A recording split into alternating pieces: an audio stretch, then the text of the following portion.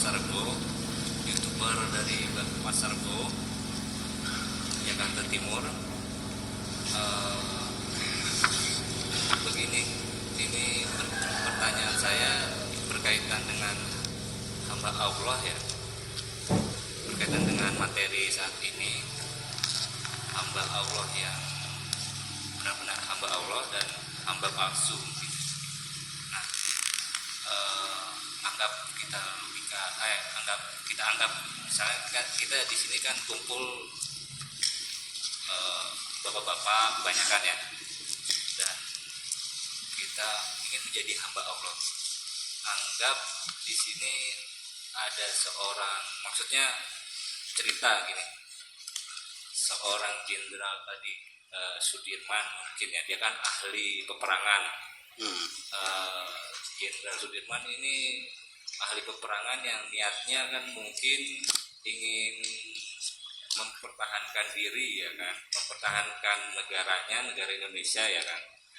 Nah, ada muncul dari sisi lain belajar dengan strategi sebutlah strategi gerilya gitu ya kan. Nah, yang sisi lain ini telah memahaminya, di kemudian hari dia bukan untuk mempertahankan diri tapi untuk invasi daerah lain. Karena sisi lain ini sudah paham dengan strategi gerilyanya, sudah paham tentang defensifnya, sistem defensifnya, dia bisa menguasai daerah lain dan berkaitan dengan umat manusia yang diinvasinya. Jadi yang saya tanyakan dari sisi, anggaplah Jenderal Sudirman ini kecewa gini, sudah mengajarkan ilmunya ke sisi lainnya ini. Nah, kekecewaan atau kemarahan seorang yang telah mengajarkannya ini, itu jika disebut hamba Allah palsu, saya mohon tolong diuraikan. Nah, mungkin kurang lebihnya seperti itu. Jadi kan kalau dari kita di sini juga, kita kebanyakan kan bapak-bapak ya, kita punya anak misalnya begitu, kita ajarkan anak kita yang baik gitu kan, ternyata anak kita malah melakukannya yang kurang baik gitu ya kan. Terus kitanya sendiri marah, kecewa, dan itu niat dilabel atau dianggap bukan sebagai hamba Allah, dan bisa tolong minta uraikan gitu. Terima kasih. Wassalamualaikum warahmatullahi wabarakatuh. Begini aja dah, fokus saja, kekecewaan itu apa sebetulnya, kemudian jenis-jenis kekecewaan itu apa, mengapa orang jadi kecewa, ada berapa macam kekecewaan, ya kan begitu. Lalu bagaimana seseorang itu mengatasi kekecewaan, aja lah pesannya, fokuskan. Artinya begini, mungkin pertanyaan saya terjemahkan sendiri. Ketika Jenderal Sudirman merasa kecewa, perjuangannya tidak dihargai orang gitu. Mohon maaf, bukan kecewa, tapi kita kecewa karena apa yang, misal kita bapak-bapak nih mengajarkan ilmunya untuk kebaikan anak kita, cuma anak kitanya ini malah bukan kebaikan, keburukan gitu.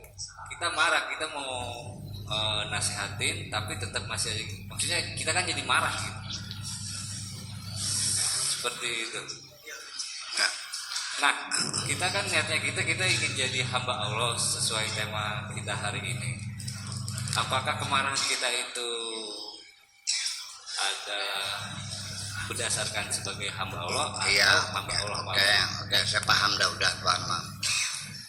Apabila setelah engkau berbuat baik kepada seseorang, kemudian orang itu tidak memberikan penghormatan kepadamu, ya kan, maka muncullah kekecewaan. Berarti kebaikan yang kau lakukan itu bukan untuk Allah, itu maksudnya.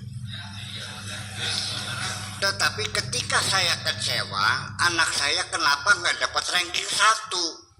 Padahal sudah masukkan ke apa bimbel di Jatibarang namanya itu GO Ganesha Operation, di situ sudah buang duit banyak, sudah guru privat diundang, matematikanya, bahasa Inggrisnya, kok nggak dapat ranking. Saya kecewa itu bukan menyesali kebaikan saya, kecewa dia tidak berprestasi, itu ceritanya lain lagi, ya kan? Yang itu objek kecewanya apa? Objek kecewanya karena kita tidak mendapat penghormatan, tidak mendapat sanjungan.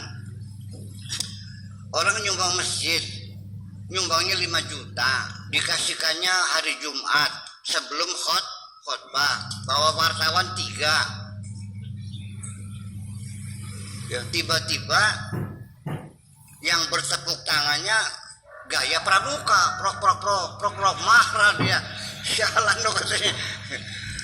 Gue nyumbang bener-bener diledekin begitu. Nah, ketika kita mengharapkan, jadi begini maksudnya, Mak. Itu kondisional. Mungkin dalam hal itu dia tidak ikhlas, masih untuk mencari hormatan. Tapi dia juga banyak hal dia betul-betul ikhlas kok. Iya kan gitu. Orang juga sholat kadang-kadang khusyuk, kadang-kadang ngaco, kadang-kadang lamun, kan gitu. Ya kan? Ya kita tidak memutuskan dia hamba Allah, tidak dong. Dia umurnya berapa puluh tahun, masa semuanya? Ya kan begitu. Jadi kualitas itu bahwa nilai kerohanian seseorang itu juga fluktuatif. Jadi sama seperti nilai tukar rupiah.